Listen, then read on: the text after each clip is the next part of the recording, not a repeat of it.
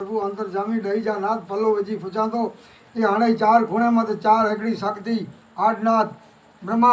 रख ये चार विठाई नर निराकार अलग दाणिया जी ज्योति जागे थी अने हाणे मुके खोरो कहणो तो नरजन ज्योति में जानी आवाज अचे तो